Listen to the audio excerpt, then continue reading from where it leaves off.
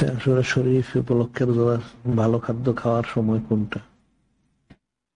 আসলে ভালো খাদ্য খাওয়ার সময় তো যারা রোজা রাখবে তাদের জন্য সাহরির সময়। আর যারা রোজা রাখতে পারে না, বাচ্চা যারা বা যারা কোনো অসুস্থ থাকে, জয়ীফ, তাহলে দিনের বেলা খাবে। আসলে দিনের বেলা খাবে, গোসল করবে, অন্যান্য যত আমলগুলি দিনের বেলা করবে। আর যারা রোজা রাখবে তারা তো সাহরি সব খাদ্যের ভালো খাদ্য খাবে।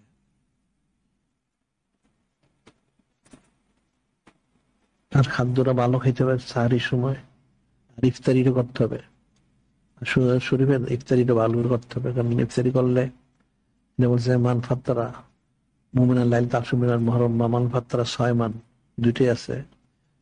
ইমানদারকে রোজারকে ইফতারি করায় আকান আফতারা ইনদাও জামিয়া উম্মত সাইয়্যিদুল আহমদ সাল্লাল্লাহু আলাইহি ওয়াসাল্লাম, সেজন্য সমস্ত উম্মতদেরকে শিক্ষা করেন সুবহানাল্লাহ। ফজিলত তো অনেক আছে, ফজিলত আমল করতে হবে।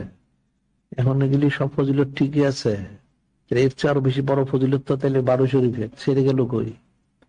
হ্যাঁ, সেটা তো খবর নেয় না কেউ। কাশুর শরীফ করো, কোনো অসুবিধা নাই, এটা করতে হবে, ঠিকই আছে। কিন্তু 12 শরীফকে তো আরো বেশি করে করা উচিত।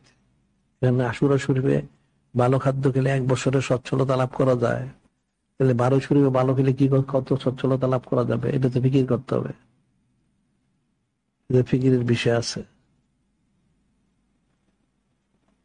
এখন আশুরা শরীফে যেহেতু নূরে মুজাসসাম হাবিবুল্লাহ হুজুর পাক উনি এই রোজাকে ইয়ে করছেন, তাসদিক করছেন, রেখেছেন, রাখতেন, সেই জন্য। আর 12 শরীফ তো রোজা নাই, তো খুশি প্রকাশ করবে।